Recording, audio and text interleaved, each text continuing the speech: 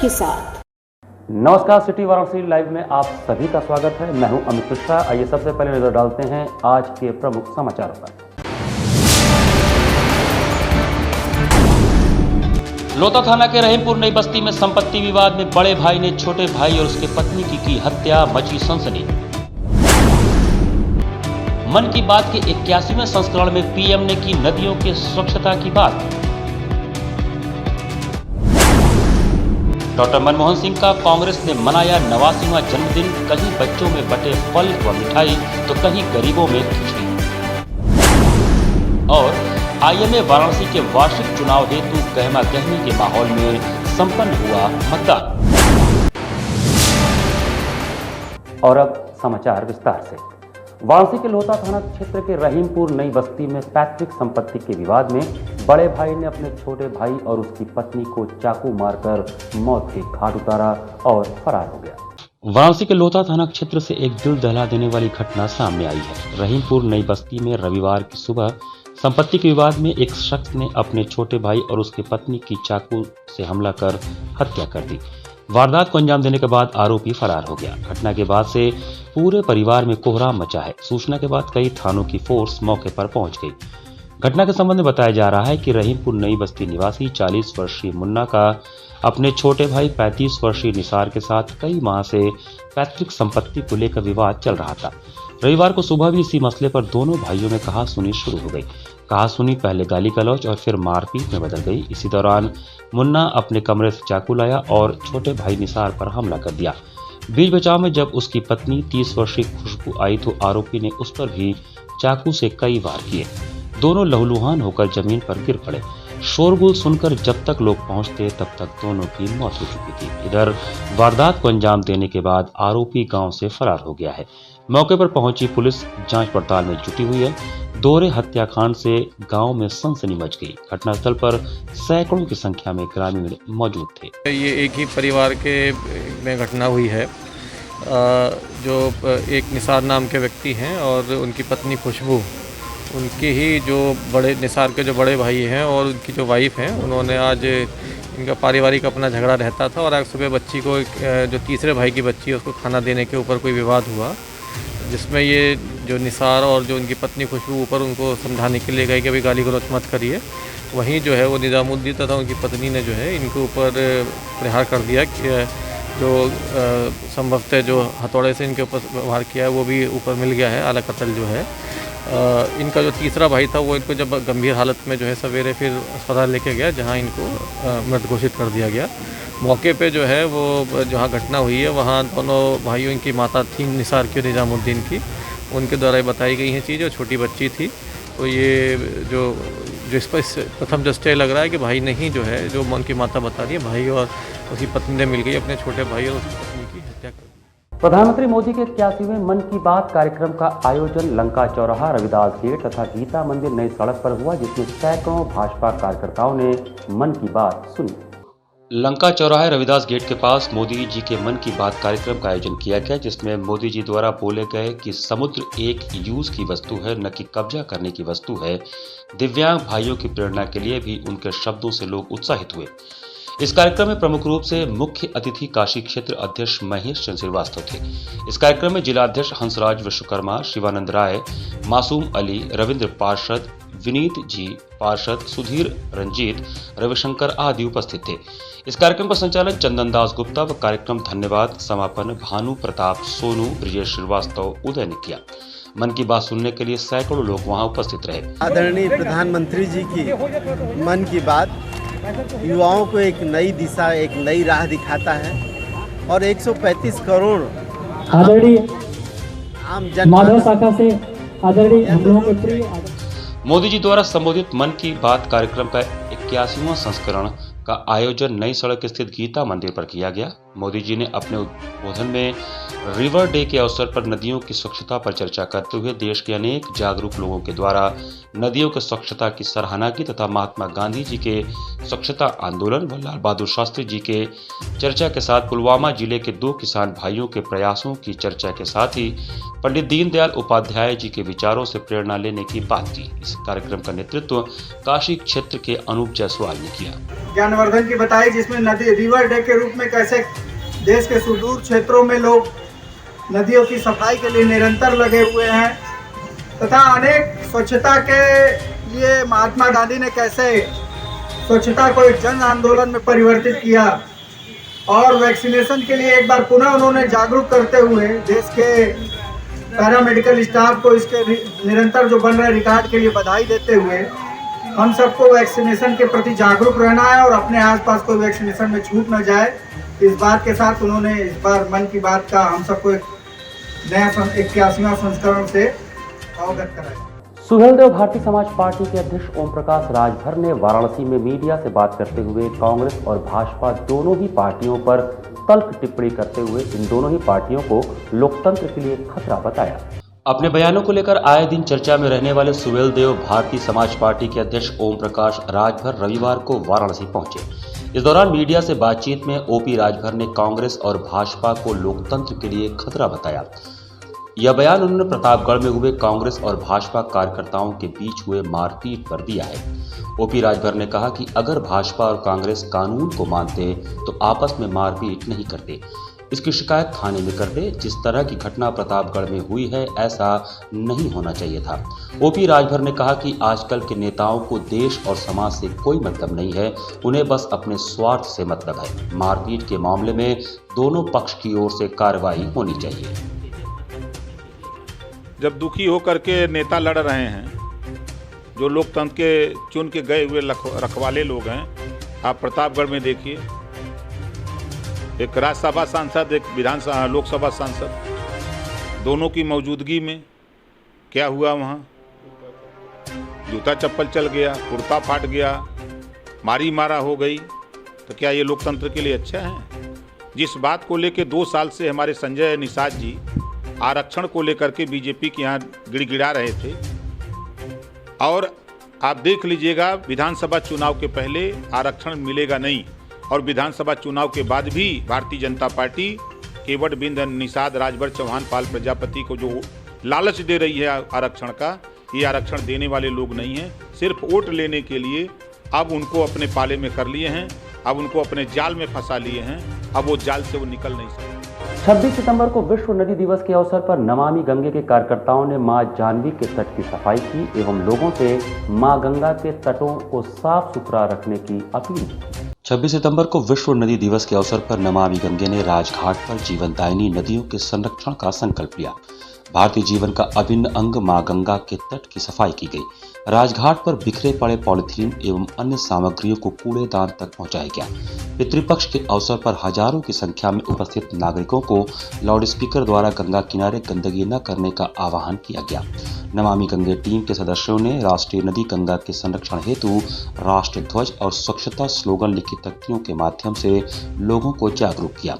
नमामि गंगे काशी क्षेत्र के संयोजक राजेश शुक्ला ने कहा कि विश्व नदी दिवस के अवसर पर हम सभी हमारी नदियों को साफ और स्वच्छ रखने का प्रण लें। प्रकृति ने हमारे देश को गंगा और यमुना जैसी पवित्र और महत्वपूर्ण नदियां दी हैं। यदि हम वास्तव में उनका सम्मान करते हैं तो उनकी देखरेख करें और कभी उन्हें गंदा न करें। इस आयोजन में प्रमुख रूप से नमामि गंगे काशी क्षेत्र के संयोजक राजेश शुक्ला, महानगर सह संयोजक शिवम अग्रहरी, सीमा चौधरी, सत्यम जायसवाल, सोनू, प्रियमवदा गुप्ता आदि शामिल रहे। विश्व नदी दिवस के अवसर पर हमने नमामि गंगे की तरफ से राजघाट के गंगा तट पर यह आग्रह किया है कि लोग घाटों पर गंदगी न करें, गंगा किनारे कोई गंदगी न हो, इसका जरूर ख्याल रखें ताकि हमारी गंगा और गंगा की सहायक नदियों का संरक्षण भलीभांति हो सके। उत्तर प्रदेश कांग्रेस कमेटी के पूर्व महासचिव सतीश चौबे व महानगर महासचिव मनीष चौबे की अगुवाई में पूर्व प्रधानमंत्री डॉक्टर मनमोहन सिंह का 89वां जन्मदिन बच्चों में फल, मिठाई, टॉफी इत्यादि वितरित करके मनाया गया। देश के पूर्व प्रधानमंत्री डॉक्टर मनमोहन सिंह का 89वां जन्मदिन कांग्रेस कार्यकर्ताओं ने उत्तर प्रदेश कांग्रेस कमेटी के पूर्व महासचिव सतीश चौबे व महानगर महासचिव मनीष चौबे की अगुवाई में खजूरी स्थित बच्चों के साथ मनाया। इस दौरान बच्चों को फल, मिठाई, टॉफी, बिस्किट, नमकीन, चिप्स आदि खाने की सामग्रियां वितरित की गई। इस अवसर पर पूर्व प्रदेश महासचिव सतीश चौबे ने कहा कि डॉक्टर मनमोहन सिंह जी प्रधानमंत्री के पद पर रहते हुए देश में अनेकों विकास किए और लगातार देश हित में आवाज को उठाते रहे। उनके प्रधानमंत्रित्व काल में जब पूरा विश्व 2009 में आर्थिक तंगी से गुजर रहा था, उस समय भी महान अर्थशास्त्री डॉक्टर मनमोहन सिंह ने भारत देश की जीडीपी के साथ यहाँ के बैंकों को वर्तमान व्यापारियों को सुरक्षित रखने का काम किया। बाबा काशी विश्वनाथ ने प्रार्थना करता हूँ कि मनमोहन सिंह हमेशा स्वस्थ रहें। महानगर महासचिव मनीष चौबे ने कहा कि डॉक्टर मनमोहन सिंह के नेतृत्व में कांग्रेस ने देश में विकास किया। आज की वर्तमान सरकार को डॉक्टर मनमोहन सिंह से सीख लेनी चाहिए। भारत देश की अर्थव्यवस्था और सरकार उन्होंने अपने कार्यकाल में कैसे चलाया। कार्यक्रम में प्रमुख रूप से दिलीप चौबे, मनीष शर्मा, मयंक चौबे, अनुभव राय, विप्रोश, विनीत चौबे, परवेज खान, रोहित दुबे, आदर्श चौबे, पीयूष श्रीवास्तव, इशाक चौबे, गौरव तिवारी, प्रमोद पाल, सुनील कश्यप, आदर्श मिश्रा समेत दर्जनों लोग मौजूद थे। हम सब लोगों ने आज उनके जन्म दिवस को यहाँ बच्चों के साथ मनाया है और तमाम जो इलाके के इधर के गरीब बच्चे थे उनको बहुत सी सामग्रियाँ दे करके उनके चेहरे पर आपने देखा मुस्कान और हंसी जो आ रही थी, उससे निश्चित रूप से डॉक्टर मनमोहन सिंह को जन्मदिन के अवसर पर एक बड़ी ताकत मिलेगी। जैसा कि आप जानते हैं, डॉक्टर मनमोहन सिंह उदारीकरण के प्रणेता थे। आज उनके ही बताए हुए रास्ते पर भारतीय जनता पार्टी भी चल रही है। उदारीकरण का जो दौर उन्होंने शुरू किया, उसका ही परिणाम है कि आज विदेशी निवेश आ रहा है, चाहे वो अमेरिका हो, चाहे जापान हो या चाइना के मुकाबले अगर आप व्यापार के दृष्टि से कहीं खड़े हो पा रहे हैं तो वो डॉक्टर मनमोहन सिंह की देन है।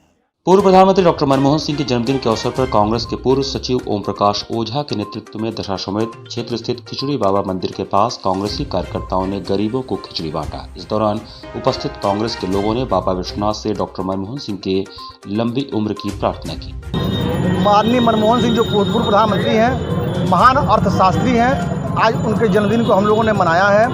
जो भारतवर्ष को प्रगति पथ पर आगे 10 वर्षों में जितना उन्होंने प्रगति कराया और प्रगति पथ पर ले गए, आज उस महान अर्थशास्त्री का जन्मदिन है, उसको हम लोग अपने हार्दिक तहे दिल से मना रहे हैं। और इसके लिए हम लोगों ने शुरुआत यहाँ पर खिचड़ी बांट करके शुरुआत की है और हम लोगों ने संकल्प लिया है कि ये आगामी आने समय में जो भी हमारे गरीब, चाहे जो भी हमारे व्यक्ति जो इस समाज से वंचित हैं, उनके पूरे सहयोग में हम लोग खड़े रहेंगे, हम कांग्रेस जन, और उनको ताकत देने का काम। विशाल भारत संस्थान एवं मुस्लिम महिला फाउंडेशन के संयुक्त तत्वावधान में भारतीय रिश्तों के अधिवेशन की श्रृंखला शुरू की गई है, जिसमें 54 रिश्तों का अधिवेशन कराया गया है। समाज को जातीय नफरत के विष से बचाने के लिए विशाल भारत संस्थान एवं मुस्लिम महिला फाउंडेशन के संयुक्त तत्वावधान में भारतीय रिश्तों के अधिवेशन की श्रृंखला शुरू की जा रही है। कुल 54 रिश्तों का अधिवेशन कराया जाएगा, जिसमें मामा मामी, चाचा चाची, बुआ फूफा, साला साली जैसे रिश्ते शामिल हैं। इसी कड़ी में बनारस बेटी अधिवेशन का आयोजन लमही के इंद्रेश नगर के सुभाष भवन में किया गया।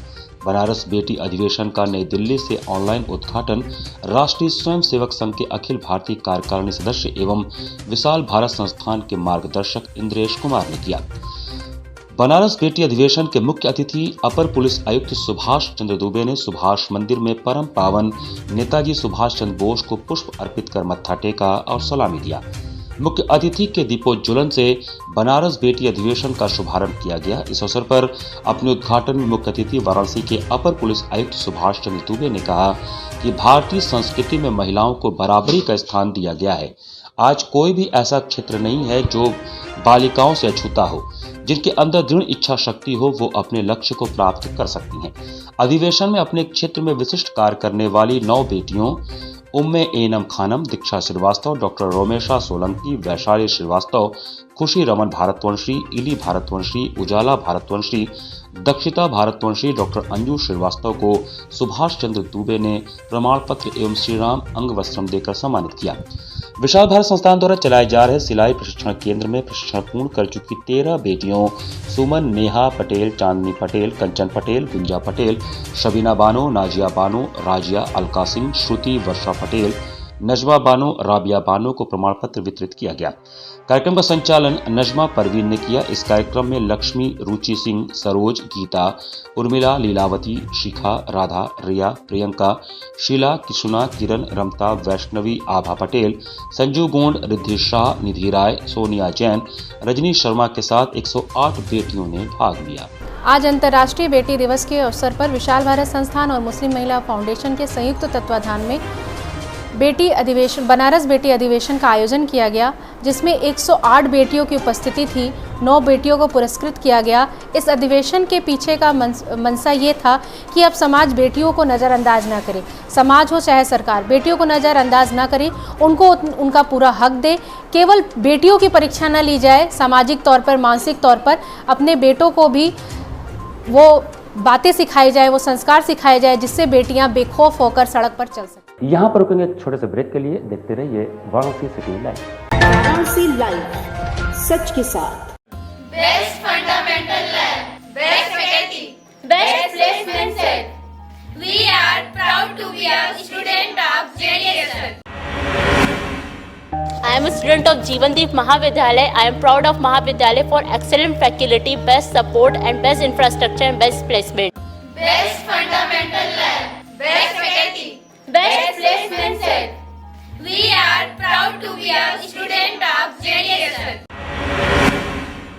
I am a student of Jeevandeep Mahavidyalaya. I am proud of Mahavidyalaya for excellent faculty, best support and best infrastructure and best placement. I'm a great mother.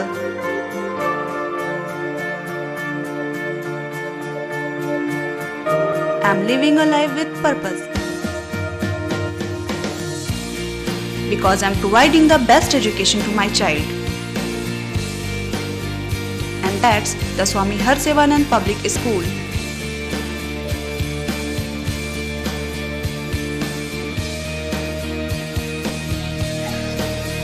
Harsevanand Public School provides value-based education. Admission open for nursery to class 11th. Harsevanand Public School and Hostel, Garhwa Ghat, Banpurwa and Jagatganj, Varanasi. Ganga की लहरों से गलियों के छोर तक, जनता के जोर से बाजारों के शोर तक, सर्किट हाउस और पुलिस कमिश्नरेट तक हम करेंगे सबकी बात।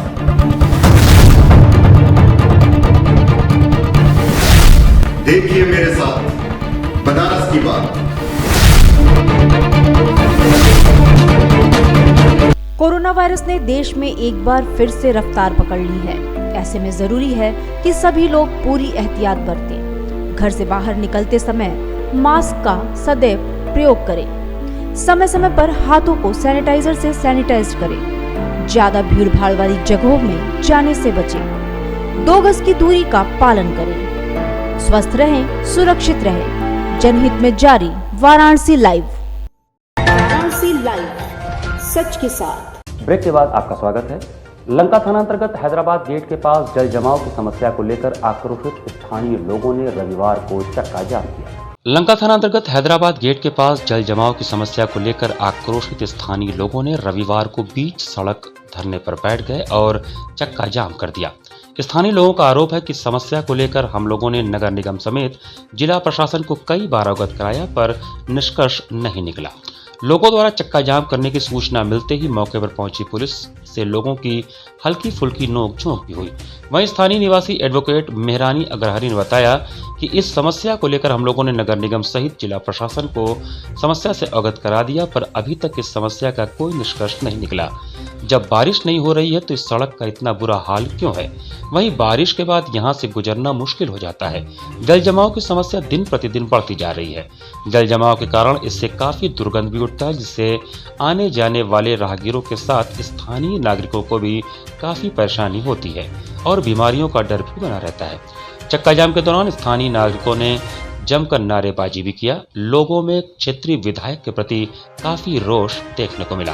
स्थानीय लोगों का आरोप है कि सिर्फ झूठा आश्वासन दिया जाता है कि जल्द ही समस्या दूर हो जाएगी, पर 3 महीने हो गए समस्या वैसी की वैसी ही है। मैंने नगर निगम में भी कई बार कंप्लेन किया, पीएमओ ऑफिस में कंप्लेन किया, मैं खुद कॉल करती हूँ लेकिन इसकी कोई सुनवाई नहीं होती है। मैं आए दिन इसी रास्ते, जब सोचे आज बारिश नहीं हुई है तो ये कंडीशन, जब बारिश होती है तो आना जाना मुश्किल हो जाता है। और सीधे यहाँ सीधे BHU में, यहाँ से सीधे पानी का प्रवाह BHU में था जो डायरेक्ट लंका को जोड़ता है। तो आप बताइए कि आना जाना मुश्किल हो जाता है। 3 महीने पहले सब कुछ दिया जा चुका है, सिर्फ आस प्यास दिखाया जा रहा है कि नहीं हो जाएगा, कोई दिक्कत नहीं होगा, हो जाएगा। लोग यही बार बार बोल रहे हैं लेकिन कोई निवारण नहीं हो रहा है। इसलिए हमारी मजबूरी हो गई कि हम लोग यहाँ पे धरने पर बैठ रहे हैं। क्या इस संबंधित अपने विधायक से आप लोगों ने लिखित रूप में? बिल्कुल सब कुछ दिया लेकिन कोई निवारण, सिर्फ एक ही शब्द हो जाएगा हो जाएगा।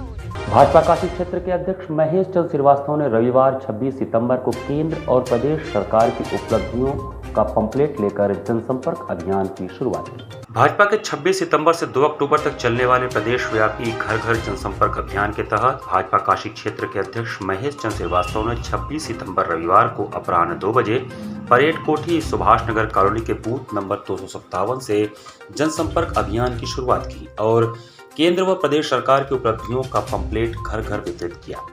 लोगों को प्रदेश सरकार के 4.5 साल के कार्यकाल और उपलब्धियों के बारे में जानकारी भी दी। इस मौके पर मुख्य रूप से नरसिंह बाबा, नवरत्न राठी, सिद्धनाथ शर्मा, पार्षद सुशील गुप्ता सहित बड़ी संख्या में कार्यकर्ता मौजूद रहे। हम अपनी जनता को कैसे और बेहतर सुविधाएं दे सकें शासन प्रशासन के द्वारा, कैसे 125 करोड़ देशवासियों का सर्वांगीण विकास कैसे कर सकें, उसको शौचालय मिल जाए, उसको आवास मिल जाए, उसको सौभाग्य मिल जाए, उसको आयुष्मान मिले, उसको वो सारी सुविधाएं जिसका हक वो रखता है। और पुराने सरकारों ने उसके हक को मारने का काम किया। योगी जी के 4.5 वर्ष के कार्यकाल ने वो सारी सुविधाएं उस जन सामान्य को, उस दलित, वंचित, शोषित व्यक्ति को, जो समाज के अंतिम पायदान पर खड़ा हुआ व्यक्ति है, उसको देने का काम किया है। इस बात को हम सब भारतीय जनता पार्टी के कार्यकर्ता घर घर संपर्क करके बताने का काम। कर्मचारी शिक्षक अधिकारी एवं पेंशनर्स अधिकार मंच वाराणसी की बैठक शनिवार को सायंकाल राइफल क्लब कलेक्ट्रेट वाराणसी में संपन्न हुई। कर्मचारी शिक्षक अधिकारी एवं पेंशनर्स अधिकार मंच वाराणसी की बैठक शनिवार को सायं राइफल क्लब कलेक्ट्रेट वाराणसी में संपन्न हुई। बैठक की अध्यक्षता कलेक्ट्रेट कर्मचारी संघ वाराणसी के अध्यक्ष दिनेश कुमार सिंह ने किया व संचालन राज्य कर्मचारी संयुक्त परिषद के जिलाध्यक्ष शशिकांत श्रीवास्तव द्वारा किया गया। बैठक में राज्य कर्मचारी संयुक्त परिषद, राज्य कर्मचारी महासंघ, कलेक्ट्रेट कर्मचारी संघ, चतुर्श्रेणी कर्मचारी महासंघ, मनरेगा कर्मचारी संघ, सफाई कर्मचारी संघ, नगर निगम कर्मचारी संघ, जलकल कर्मचारी संघ, डिप्लोमा इंजीनियर्स महासंघ, वाराणसी विकास प्राधिकरण कर्मचारी संघ, शिक्षा मित्र, प्राथमिक संविदा कर्मचारी संघ, वर्क चार्ज दैनिक वेतनभोगी कर्मचारी संघ, सिंचाई राजस्व अधिकारी संघ, पेंशनर्स एसोसिएशन, जूनियर माध्यमिक उच्च शिक्षा, उर्दू मदरसा सहित कई शिक्षक संघों सहित लगभग सैकड़ों संघों के पदाधिकारियों ने भाग लिया। बैठक में जनपद वाराणसी का मंच का सर्वसम्मति से गठन किया गया, जिसमें जिला संयोजक दिनेश कुमार सिंह, अध्यक्ष कलेक्ट्रेट कर्मचारी संघ, जिलाध्यक्ष शशिकांत श्रीवास्तव, जिला अध्यक्ष राज्य कर्मचारी संयुक्त परिषद एवं प्रदेश अध्यक्ष सिंचाई राजस्व अधिकारी संघ उत्तर प्रदेश, वरिष्ठ उपाध्यक्ष वीरेंद्र प्रताप सिंह, पवन कुमार श्रीवास्तव, सनत कुमार सिंह, डॉक्टर रविंद्रनाथ यादव, अखिलेश कुमार चौहान, रामचंद्र गुप्ता, उपाध्यक्षगण विपिन कुमार सिंह, सुरेंद्रनाथ पांडे, विनोद कुमार, गीतांजलि राणा, मनीष कुमार चौबे, दिलीप दुबे, संजय तिवारी, जितेंद्र कुमार पांडे, माता दीन यादव, संतोष कुमार शर्मा, श्रीमती गीता उपाध्याय, सुधांशु कुमार सिंह, सचिव अतुल कुमार सिंह, अनूप कुमार सिंह, कौशल कुमार सिंह, पंकज कुमार श्रीवास्तव, अजय तिवारी, दिलीप कुमार श्रीवास्तव, श्रीमती उषा गौतम, राजशेखर, चेयरमैन संघर्ष समिति दिनेश कुमार सिंह, अध्यक्ष वाराणसी विकास भवन कार्मिक संघ, वाइस चेयरमैन संघर्ष समिति नीरज कुमार श्रीवास्तव, जिला महासचिव कैलाशनाथ यादव, जिला मंत्री प्राथमिक शिक्षक संघ, कोषाध्यक्ष श्याम राज यादव, कौशल कुमार सिंह, विशिष्ट आमंत्रित सदस्य BN चौबे, दिवाकर द्विवेदी, सुभाष सिंह, रिजवान अहमद निर्वाचित घोषित किए गए।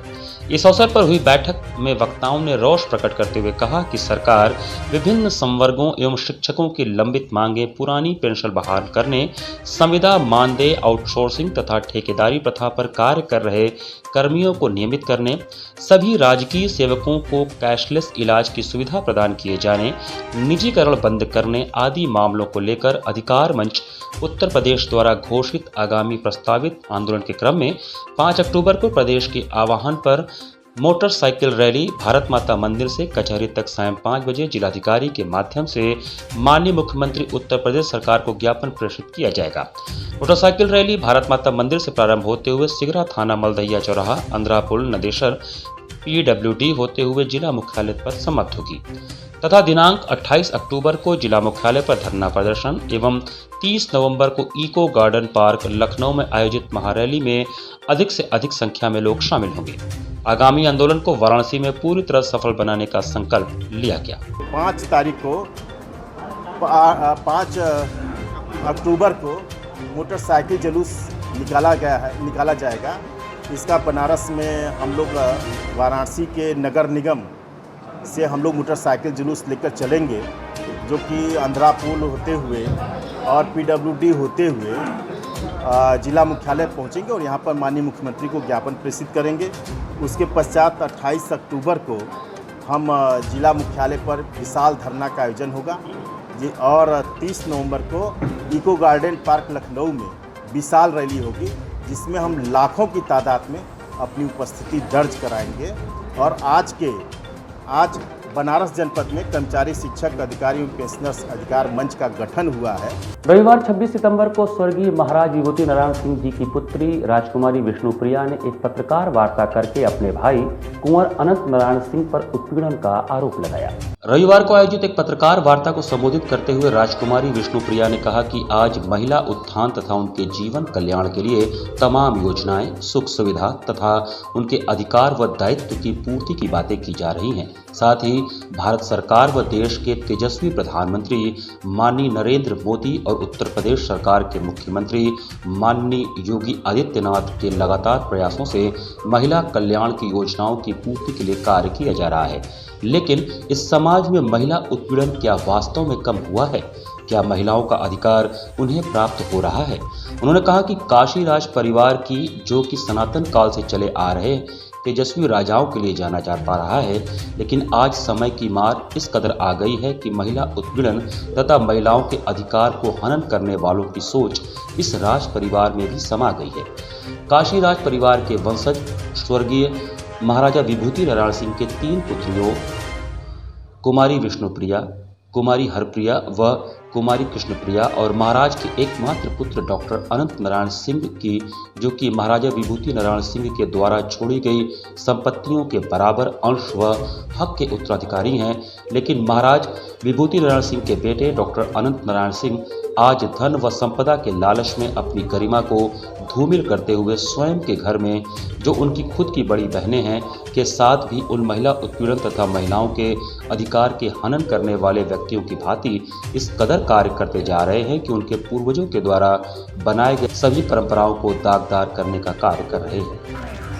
हमारे सारे जेवरात, मेरा ही नहीं, मेरी तीनों बहनों के जेवरात और मेरे लड़के, इसका जनेऊ का जेवरात, मेरी बहन बेटी का भी इसमें थे, सब इन्होंने ले लिया। जी, आपके भाई कौन है, क्या नाम है और क्या करते हैं? मेरे भाई महाराज बनारस हैं, काशी नरेश हैं, महाराज अनंत नारायण सिंह।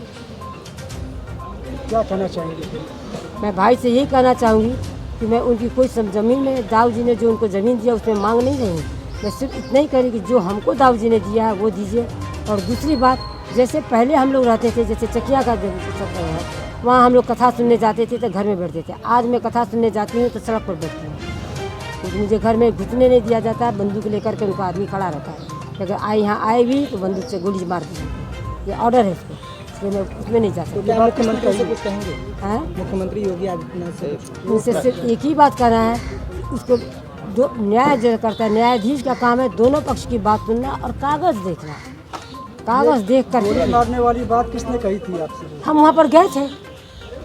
तो कौन कहा ये बात? उनका नौकर बंदूक लेके खड़ा था, दरवाजा ताला बंद करके। आज 5 साल हो गया, उसको हम जा नहीं सकते हैं। इसकी शिकायत आपने प्रशासन से की थी? क्या किस प्रशासन से करें? जो प्रशासन अब उनको कुछ पूछता नहीं है, हमको पहचानता नहीं, हम क्या करेंगे। 25 सितंबर शनिवार को दुर्गाकुंड स्थित मुख्य चिकित्सा अधिकारी के सभागार में फार्मासिस्ट दिवस मनाया गया। शनिवार को दुर्गाकुंड स्थित मुख्य चिकित्सा अधिकारी के सभागार में बड़े ही हर्षोल्लास के साथ फार्मासिस्ट दिवस मनाया गया, जिसमें मुख्य अतिथि के रूप में डॉक्टर O.P. तिवारी एवं विशिष्ट अतिथि के रूप में ओलंपिक पदक विजेता ललित उपाध्याय, मुख्य चिकित्सा अधिकारी doctor B.V. Singh, doctor Bairagi Prasad, doctor Shailendra Singh, doctor A.K. Singh थे। कार्यक्रम की शुरुआत सर्वप्रथम दीप प्रज्वलन करके किया गया। कार्यक्रम के मुख्य अतिथि ने कहा कि डॉक्टर, फार्मासिस्ट और मरीज का रिश्ता चोली दामन का है। डॉक्टर तो केवल पैड पर पर्चा लिखता है, लेकिन फार्मासिस्ट ही सही डिसीजन लेकर सही दवाओं का डोज देकर मरीज को ठीक करने का काम करता है। इसलिए डॉक्टर से ज्यादा महत्वपूर्ण फार्मासिस्ट होता है। मुख्य चिकित्सा अधिकारी डॉक्टर B.P. सिंह ने भी फार्मासिस्ट की तारीफ की और कहा कि कोरोना काल में फार्मासिस्ट हमारे साथ कंधे से कंधा मिलाकर कार्य किए हैं, जिससे कोरोना जैसी महामारी पर जल्द से जल्द काबू कर लिया गया और आज मरीजों की संख्या ना के बराबर है। कार्यक्रम की अध्यक्षता डॉक्टर G.N. सिंह ने किया एवं संचालन अभिजीत श्रीवास्तव ने किया। कार्यक्रम में एलोपैथी, होम्योपैथी, आयुर्वेदी, जिला कारागार, SIC, पशु चिकित्सालय एवं रेलवे चिकित्सालय के फार्मासिस्ट मौजूद थे। कार्यक्रम में मुख्य रूप से doctor R.K. Singh, J.K. Singh, JS Upadhyay, Shiv Prasad, Ravindra Shukla, Raju Babu, Ram Pratap Singh, Arun Singh, JP Belwanshi, Jitendra Kumar, Om Prakash, Anil Kumar Pandey, Amit Kumar Pandey, Manoj Kumar, Ramkaran इत्यादि लोग उपस्थित रहे। जो विधा है, जो फार्मेसी का जो कर्तव्य है, जो हमारी दवाओं का शोध है, उसको हम हर साल कैसे रिवाइव करेंगे और उसमें क्या हम और तेजी उसमें पैनी या धार ला सकते हैं और बेहतर समाज की सेवा के लिए हम क्या कर सकते हैं, उसके लिए मंथन होगा आपसी में और एक तरह से विचारधारा का समागम होगा। लोगों को अपनी बातें लोग रखेंगे कि क्या हमारी क्या क्या नई नई बीमारियां आ रही हैं, उसमें हम लोग क्या रोल होगा, कैसे करना होगा।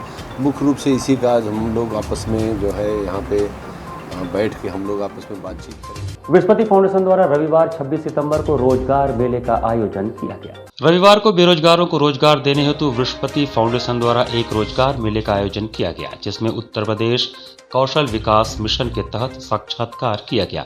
इस कार्यक्रम में 4 पोस्ट हेतु विज्ञापन निकाला गया था, जिसमें बनारस जिले के साथ साथ गाजीपुर, मिर्जापुर, चंदौली, आजमगढ़ और मऊ जिलों से विद्यार्थी इंटरव्यू देने पहुंचे। बृहस्पति फाउंडेशन टीम द्वारा साक्षात्कार लिया गया, जिसमें 4 लोगों का चयन किया गया। संस्था विगत 3 वर्षों से सरकार के विभिन्न योजनाओं को घर घर जाकर पहुंचाने का बीड़ा उठाई है। इस कार्यक्रम में मुख्य अतिथि शशि प्रजापति, NGO प्रकोष्ठ, बृहस्पति फाउंडेशन के अध्यक्ष अमित प्रजापति, उपाध्यक्ष रितेश सिंह, कुंज बिहारी, प्रशांत धवन, नेहा मिश्रा, निखिल यादव, गंगा मित्र, धर्मेंद्र कुमार पटेल, सत्य प्रकाश मालवीय, आलोक रंजन आदि लोग उपस्थित रहे। बेरोजगारों को जॉब देने का काम किया गया है, जो UP government skill development program के तहत किया जा रहा है। आज हमने चार पोस्ट था हमारा, उस पर हमने 4 इंटरव्यू के माध्यम से भर्ती किया है। IMA के वार्षिक चुनाव का मतदान रविवार 26 सितंबर को गहमा गहमी के माहौल में संपन्न हुआ। इंडियन मेडिकल एसोसिएशन IMA के वार्षिक चुनाव का मतदान रविवार को गहमा गहमी के माहौल में संपन्न हुआ। मतदान का कार्य सुबह 9 बजे से शाम 6 बजे तक चला। वोटिंग के लिए 6 बूथ बनाए गए थे। मतदान केंद्र से 100 मीटर के दायरे में प्रचार पर पूरी तरह रोक थी। 1884 डॉक्टर मतदान के लिए थे। पिछली बार से इस बार 100 मतदाता बढ़े हैं। वोटों की गिनती सोमवार को होगी। एक बूथ में 600 सदस्यों ने मतदान किया। मतदान के लिए पहले कलम से बैलेट पेपर पर निशान लगाने का निर्णय लिया गया था। इसे बदलते हुए अब बैलेट पेपर पर मुहर लगाई गई। IMA के गेट पर वेरिफिकेशन काउंटर बनाया गया था। यहां सदस्यों को मतदाता पर्ची मिल रही थी। IMA में 6 पदों पर 14 उम्मीदवार हैं। अध्यक्ष पद डॉक्टर राहुल चंद्रा और डॉक्टर SP सिंह में सीधी टक्कर है। वहीं सेक्रेटरी के पद पर डॉक्टर राजेश्वर नारायण सिंह और डॉक्टर अरुण कुमार त्रिपाठी आमने सामने होंगे। ज्वाइंट सेक्रेटरी पद के लिए 4 प्रत्याशी doctor Abhishek Singh, doctor Ajay Kumar Singh, doctor Hemant Singh और डॉक्टर संजय पटेल हैं। लोक निर्माण विभाग परिसर में स्थित महासंघ कार्यालय पर उत्तर प्रदेशीय चतुश्रेणी राज्य कर्मचारी महासंघ से संबद्ध उत्तर प्रदेश आंगनबाड़ी कर्मचारी कल्याण एसोसिएशन का वार्षिक चुनाव रविवार 26 सितंबर को रामचंद्र गुप्ता की अध्यक्षता में संपन्न हुआ। उत्तर प्रदेश चतुर्थ श्रेणी राज्य कर्मचारी महासंघ से संबंधित उत्तर प्रदेश आंगनबाड़ी कर्मचारी कल्याण एसोसिएशन शाखा वाराणसी का चुनाव रामचंद्र गुप्ता की अध्यक्षता में लोक निर्माण विभाग परिसर में स्थित महासंघ कार्यालय पर संपन्न हुआ। चुनाव के प्रथम सत्र में आंगनबाड़ी एसोसिएशन के जिला कार्यकारिणी सभा के सामने पूर्व के कार्यों के लेखा जोखा को रखा गया, जिसे उपस्थित सदस्यों एवं कर्मचारियों ने स्वीकार कर आगे की कार्यवाही की अनुमति प्रदान की। पूर्व कार्यकारिणी के अध्यक्ष बाबूलाल मौर्य एवं जिला मंत्री सबा परवीन के कार्यों को सराहनीय बताया गया। वहीं सभी आंगनबाड़ी कार्यकर्त्रियों एवं सहायिकाओं ने अपना अपना मत दिया, जिसमें बाबूलाल मौर्य अध्यक्ष पद के लिए 5वीं बार निर्वाचित हुए तथा सबा परवीन को दूसरी बार महामंत्री पद के लिए चुना गया। इस मौके पर राम बाबू यादव, ब्रिजेश यादव, राजेश्वर पांडे, लीला सिंह, रामचंद्र गुप्ता, शकुंतला यादव समेत दर्जनों कार्यकर्ता मौजूद रहे। इस नेतृत्व के आह्वान पर उत्तर प्रदेश आंगनबाड़ी कर्मचारी कल्याण एसोसिएशन शपथ उत्तर प्रदेशी चतुर्थ राज्य कर्मचारी महासंघ के द्वारा द्विवार्षिक चुनाव अधिवेशन में मुझे जनपद वाराणसी का जिला अध्यक्ष निर्वाचित किया गया है। क्या यह चुनाव निर्विरोध था? जी। कितने प्रत्याशी रहे और कितने लोग चुनाव? प्रत्याशी तो 4 थे, लेकिन सभी लोगों ने अपना पर्चा वापस ले लिया। जीते हुए प्रत्याशी में कौन कौन लोग हैं? किसको निर्विरोध? जिला अध्यक्ष पद पर मैं बाबूलाल मौर्य, जिला महामंत्री पद पर निर्वाचित हुई हैं सबा परवीन जी। और क्या कहना चाहेंगे अपने कर्मचारियों के हित के लिए?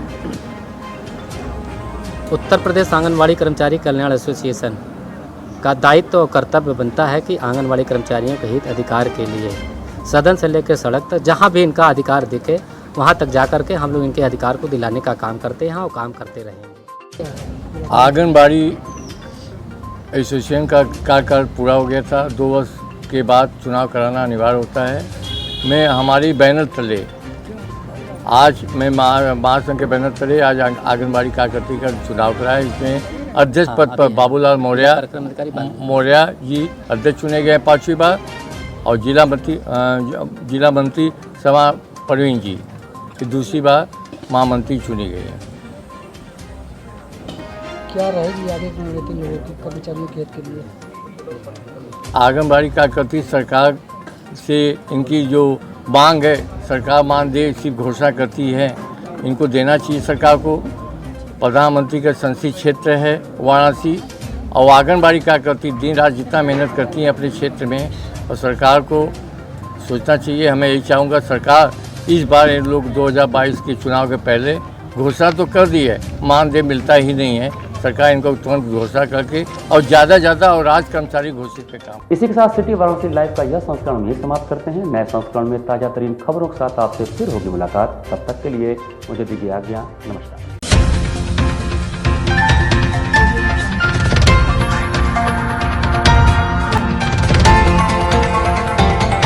वाराणसी लाइव, सच के साथ।